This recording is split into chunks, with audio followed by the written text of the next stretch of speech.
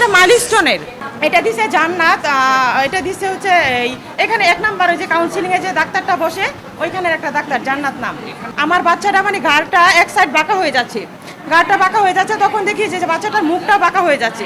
দিন স্কুলে আসি, স্কুল থেকে যাওয়ার সময় আমি কাউন্সিলিং করাই আমার মেজো বাচ্চাটা তখন ভিতরে ছিল, ওই হায়দার আলী বিল্ডিং এ ছিল মেজো বাচ্চাটা। ওইটা দেখার পরে থেকে আমার ছোট বাচ্চাটা মেয়েতে পড়ে এই জায়গায় ডায়মন্ড সেকশনে, ও ভয় পায়, রাত্রে ভয় পায়। ও বলে যে আম্মু আমার ভাইয়ারা অনেকগুলো আপু মারা গেছে, এটা সেটা নিয়ে অনেক কিছু বলার পরে আমি ওইখানে দিছি কাউন্সিলিং করাইতে গেছি বুধবার দিন।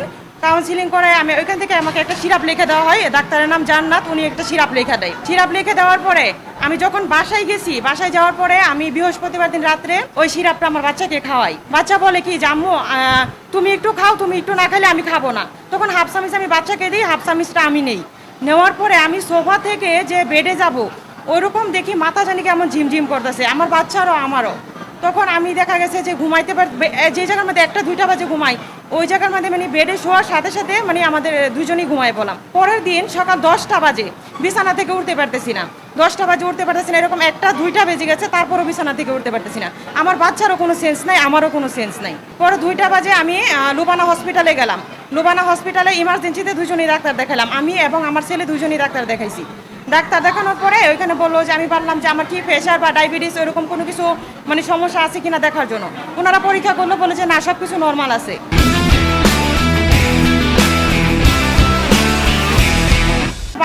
বাসায় আসার পরে দেখি আমার বাচ্চাটা মানে ঘাড়টা এক সাইড বাঁকা হয়ে যাচ্ছে, তখন দেখি যে বাচ্চাটার মুখটা বাঁকা হয়ে যাচ্ছে, জিহ্বাটাও বাঁকা হয়ে যাচ্ছে। বলে কি আম্মু আমি তো কথা বলতে পারতেছি না, আমার তো মুখটা বাঁকা হয়ে যাচ্ছে, জিহ্বাটাও বাঁকা হয়ে যাচ্ছে।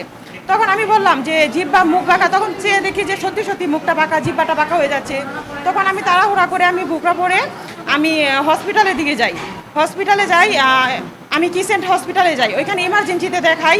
বলে যে আজকে তো 15ই আগস্ট কোনো জায়গায় ডাক্তার নাই, তাহলে আমি বাংলাদেশ মেডিকেল যাই, উইমেন্স হসপিটালে যাই, স্পেশালিস্টে যাই। আমি প্রত্যেকটা হসপিটালে আমি বাচ্চাকে খুলে নিয়ে দৌড়াদৌড়ি করার পরে আমি কোনো জায়গায় একটা শিশু বিশেষজ্ঞ ডাক্তার পাই নাই। পরে আমি ইবনে সিনাতে একটা ডাক্তার পাইছি। পাওয়ার পরে বলে যে এই ওষুধটা দিছে মানে ব্রেনের সমস্যা, এই ওষুধটা যাদের ব্রেনের সমস্যা তাদেরকে দেওয়া হয়, ওই ওষুধটা এই বাচ্চার সাথে যায় না। ডাক্তার বললো এই ওষুধটা এই বাচ্চার সাথে যায় না, ওর বয়সের সাথে এটা যায় না। তখন এই যে আমার বাচ্চা মুখ বাঁকা হয়ে যাচ্ছে, মুখটা মানে এই জিহ্বাটা বাঁকা হয়ে যাচ্ছিল স্ট্রোক করা রোগীদের মতো।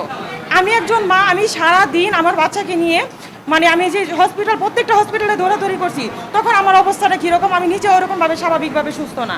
এটা দিছে জান্নাত, এটা দিছে হচ্ছে এখানে 1 নাম্বার ওই যে কাউন্সিলিং এ যে ডাক্তারটা বসে ওইখানের একটা ডাক্তার জান্নাত নাম। এইটা হচ্ছে যে প্রথম যে ক্যান্টিনের সাথে যে বিল্ডিংটা আছে ওই বিল্ডিংয়ে।